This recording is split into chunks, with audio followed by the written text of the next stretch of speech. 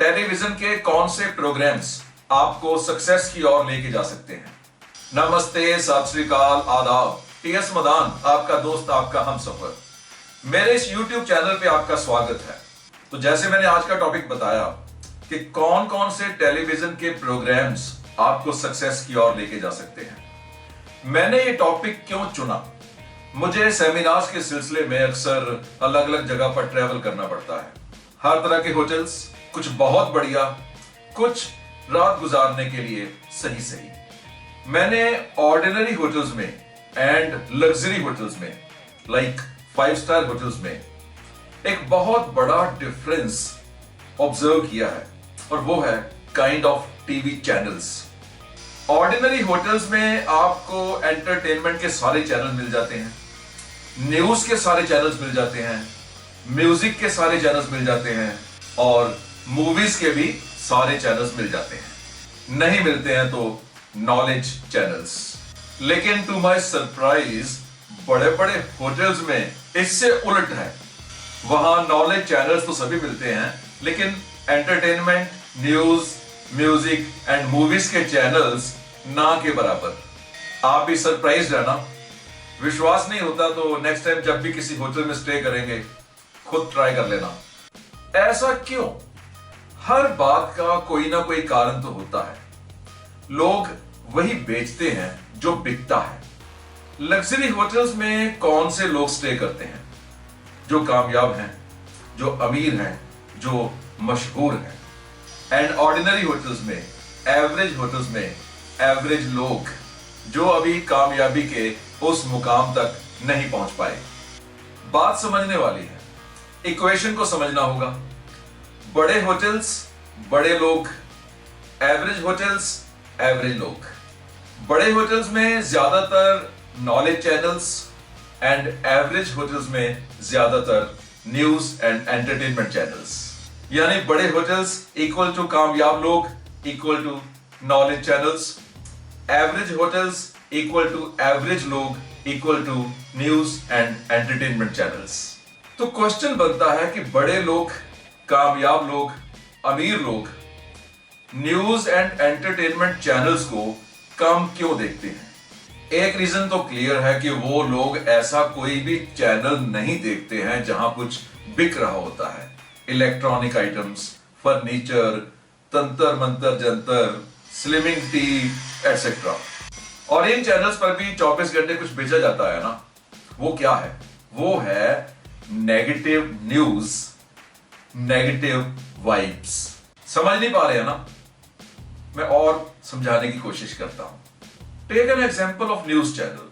आपके शहर में सैकड़ों अच्छी बातें हो रही हैं, लोग चैरिटी कर रहे हैं, एजुकेशन सेमिनार्स हो रहे हैं, सोशल सर्विस प्रोजेक्ट्स हो रहे हैं, लेकिन टीवी ऑन करो, आपको ज्यादातर नेगेटिव न्यूज सुनने को मिलेगी। कहीं पर कत्ल हो गया, कहीं पर बलात्कार हो गया, कहीं पर चोरी हो गई, लोग मर गए। इन्हीं चीजों को दिखाया जाएगा, इन्हीं चीजों के ऊपर डिस्कशन होगी, इन्हीं चीजों को एनालाइज किया जाएगा। क्यों? क्योंकि उन्होंने अपने चैनल्स प्रॉफिट्स के लिए खोले हैं, करोड़ों रुपए इन्वेस्ट किया है, और प्रॉफिट्स तभी होगा अगर उनको व्यूअरशिप मिलेगी। व्यूअरशिप मिलेगी तो एडवर्टीजमेंट मिलेगी, और एडवर्टीजमेंट मिलेगी तो प्रॉफिट होंगे। और व्यूअरशिप मिलती है नेगेटिव खबरों से, सनसनीखेज खबरों से, क्योंकि आप भी यही सब कुछ देखना पसंद करते हो। यानी आप टेलीविजन चैनल वालों की मर्जी की खबरें देखते हो। इन सिंपल वर्ड्स, खरीदते हो।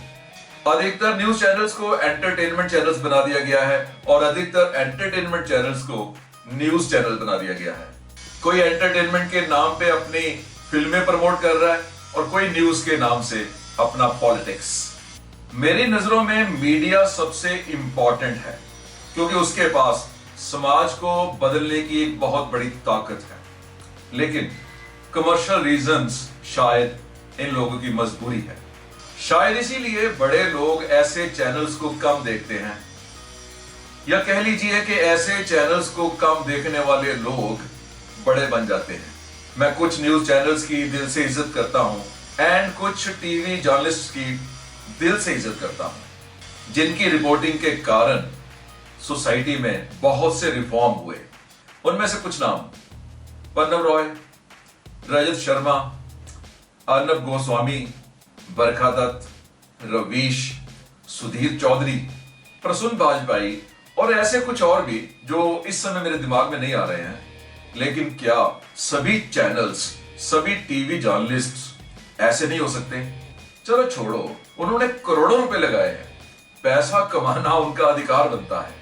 लेकिन आपने क्या देखना है, क्या खरीदना है, इसको आपने खुद डिसाइड करना है।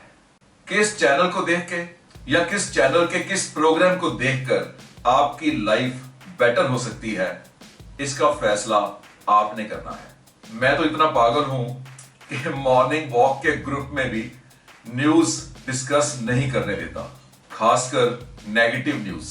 उसके लिए आफ्टरनून में अलग से टाइम निकाल कर डिस्कस करता हूं।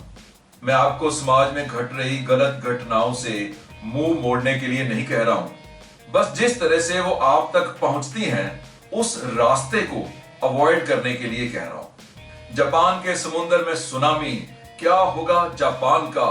क्या जापान तबाह होगा? क्या दुनिया तबाह होगी?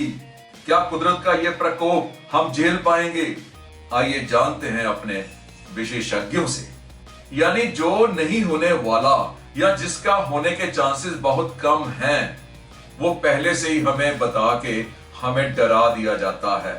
हम में से कितने लोगों ने कितने साल इस बात पर विश्वास किया रखा कि 2012 में दुनिया खत्म होने वाली है। कोई नया प्लान नहीं बनाया, कोई नई इन्वेस्टमेंट नहीं की, कुछ नया सोचा नहीं। दुनिया तो खत्म नहीं हुई, हाँ, उनके लिए सच में दुनिया खत्म हो गई। आज 2014 चल रहा है, गूगल सर्च करो, आज भी आपको हजारों आर्टिकल्स मिल जाएंगे कि 2012 में दुनिया खत्म होने वाली है। यह न्यूज बार बार बेची गई और आपने यह न्यूज बार बार खरीदी क्योंकि आप ऐसी ही न्यूज खरीदना चाहते हो।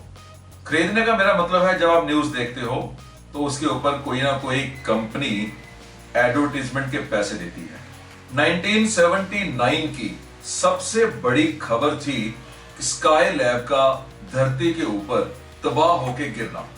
लोगों ने जमीनें बेच दी, कितने महीने मार्केट ठंडी रही, लोगों ने पैसे खर्चने बंद कर दिए, रेस्टोरेंट्स खाली रहने लगे और हम डिस्कशन में लग गए कि स्काई लैब अगर इंडिया में गिरी तो क्या होगा, कौन कौन से शहर तबाह होंगे, क्या इंसान बचेगा, क्या दुनिया बचेगी।